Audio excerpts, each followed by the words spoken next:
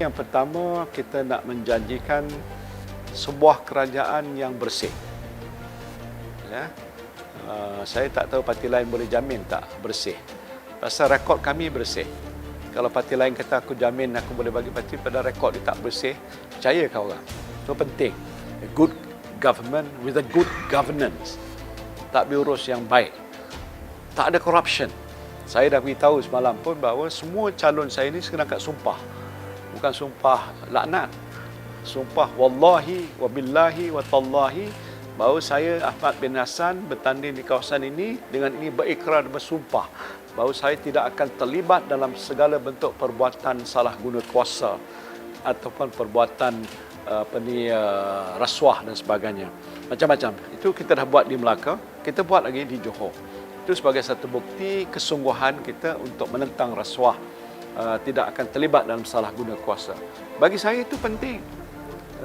Rakyat tak boleh mengata itu biasalah. Tak, biasa. Kalau terus berlaku macam di Kuala Lumpur dengan perbuatan-perbuatan sebegitu, maka ini boleh merosakkan negeri dan merosakkan negara. Jadi yang keduanya, kita sedang siapkan manifesto yang kita akan siapkan dalam tempoh beberapa hari, dilancarkan kalau tak silap saya pada 1 ke 2 bulan Mac yang akan datang. Menawarkan New Deal, tawaran baru untuk rakyat Johor. Akan menyentuh soal macam mempercepatkan proses pembangunan dan pemulihan ekonomi negeri. Itu satu antara faktor yang paling penting. How fast can you recover? Border ni boleh buka tak dengan Singapura supaya orang Singapura dan Malaysia boleh berurus niaga dan melawat dan sebagainya. Dia banyak perkara penentu-penentu, dia punya indikator yang kita akan lihat macam mana. Peluang pekerjaan, anak kita ramai yang tak ada kerja ataupun bekerja tapi gaji rendah, tak mampu nak menyara keluarga. Bolehkah kita bagi jaminan dalam tempoh 5 tahun, katalah kita boleh menyediakan 2 ke 300 ribu peluang-peluang pekerjaan baru untuk anak-anak Johor. Ya? Dan isu-isu perumahan yang biasa penting. Bagaimana jaminan kita untuk menentukan bahan-bahan makanan mencukupi supaya harga pasarannya stabil. Isu pokok yang sedang dihadapi sekarang ini adalah masalah kos sara hidup. Barang mahal, harga ayam tinggi, semuanya agak komplain ni merata di mana-mana pun saya jumpa.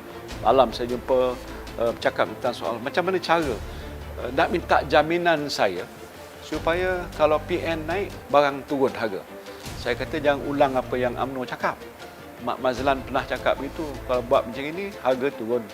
Dia ada faktor-faktor penentu kenapa harga naik dan apa sebab harga boleh turun. Ya, supply, demand dan sebagainya, itu kita ambil kira lah. Dan lain-lain inilah kerana sebahagian besar bahan-bahan yang kita gunakan ialah bahan import. Dalam keadaan PKP seluruh dunia, harga barang di seluruh dunia pun meningkat naik. Jadi kita membawa masuk inflasi dalam negara kita. Jadi banyak perkara.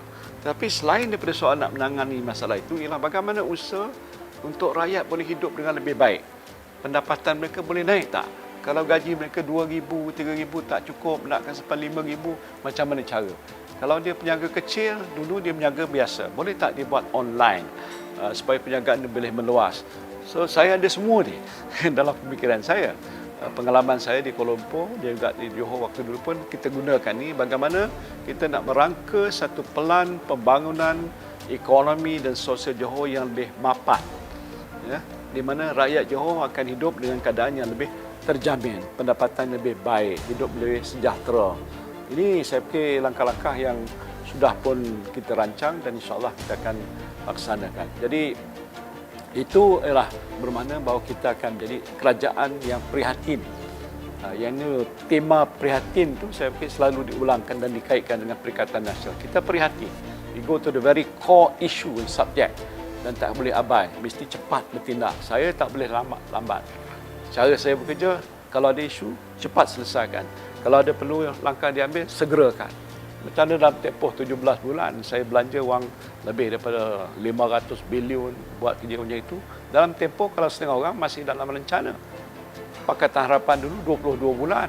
Dia kata tak boleh buat, manifesto ni tak boleh buat. Tak boleh jalan apa. Saya tak ada manifesto. Saya naik sebagai sebuah kerajaan, tak ada manifesto. Tapi tak ada manifesto, orang tahu apa yang saya buat.